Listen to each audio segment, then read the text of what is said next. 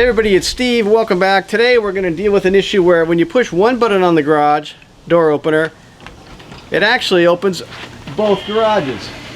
That's because this remote control wasn't programmed correctly and it's tied into both garage doors. So we're going to show you how to clear the codes and then reset. Unfortunately, it's a bit of a hassle, but it is something that even I can do.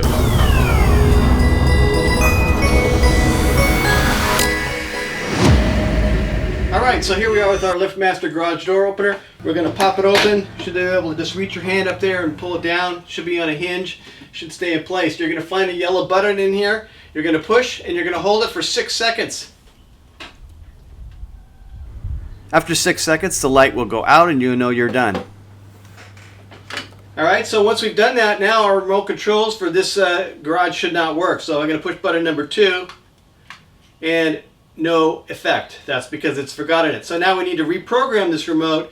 We need to reteach it to this unit. So we're going to go back to our yellow button. We're going to push, and that's just a push and release. It'll light up. You have 30 seconds now to go to the remote control. Push and hold. The light will flash. This one's now programmed. And then unfortunately we have to repeat that for each one now. So we're going to push. Number 2 programmed. Push and release.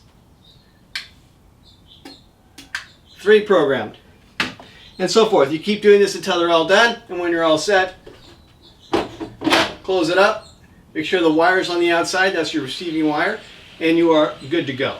Alright, so for me, button number 2 was the issue. That's why we went to garage number 2 and had it forget its codes. Now, if you have more than one button, say buttons 1, 2, and 3 are all opening both garages at the same time and you don't want that, then you'll have to repeat the process for each different garage. So in this case, this is garage number 1.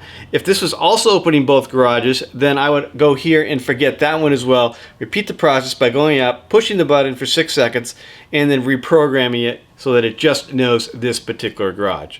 Alright, we didn't have to do that, fortunately, but if you do, that's the process. So one thing to be clear on here, these instructions work for original LiftMaster remotes, which allow you to reprogram them just by pushing the buttons without having to do any sort of setup. If you have a replacement remote, like this one here, this requires some setup so that it knows which button you're programming. I have steps for that in another video, which is linked below. Check that one out if you need it. Okay, that is it for today. So hopefully this helped and solved your problem. If it did and you liked the video, please hit that like button and subscribe. And until next time, this has been Steve for things that even I can do.